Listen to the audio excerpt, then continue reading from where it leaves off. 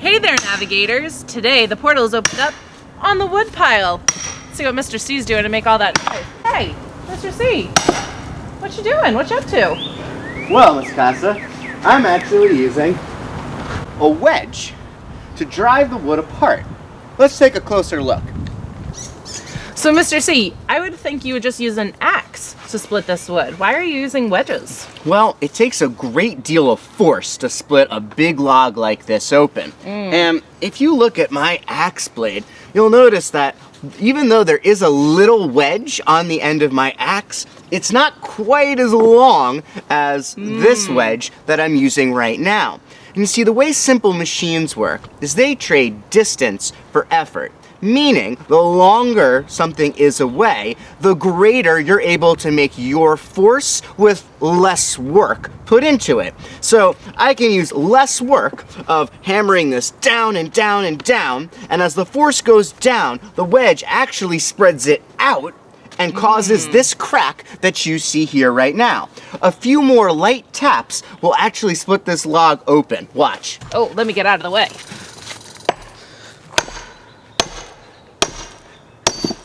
Now there is no way, Wow. just a few light taps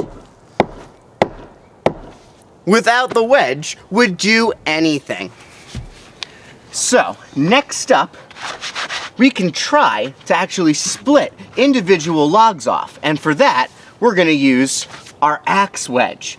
Since there's less to go through, we're not trying to go through the whole log, I can use this and just try to drive this wedge down and have the log pop off. But if I stay right here and I just try to... Well, you're making some marks, but nothing's really happening. That means I need to take advantage of another simple machine. And that, of course, is a lever. This axe is attached to a lever. And again, I can use the distance to create more force with less work for me. So when I stand back, I'm gonna swing this on the lever, and then the wedge will come down, and that will create hopefully enough force to split us some logs. I love it. Let's give it a try. See. One log down.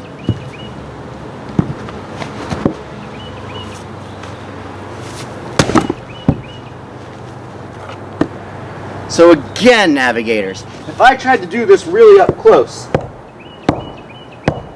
the wedge doesn't have enough force to drive down. But when I use the lever, I can use distance to create more force, and it chops right through.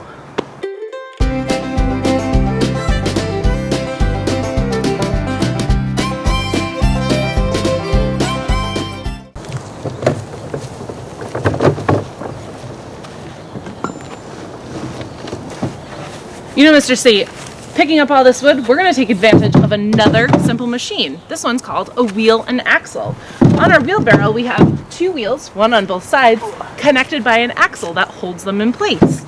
Now, a wheel and axle, the distance comes from going around the wheel, and that will let us hold all of our wood and move it to the location we want it in. Simple machine's making this a real easy job.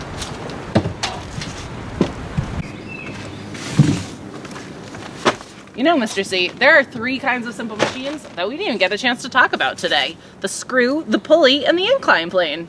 Well, that brings us to your mountain to climb, navigators. Simple machines are literally everywhere. So, this week, we want you to take a look around your house, around your classroom, around your backyard to see how many different examples of simple machines doing work you can find. We'll drop some resources in the Seeking the Peak section down below to help you remember what all these simple machines are.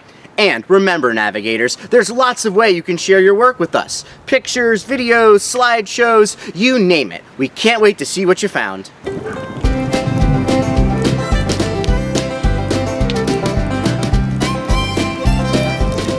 Well, navigators, here we are celebrating all our hard work from today.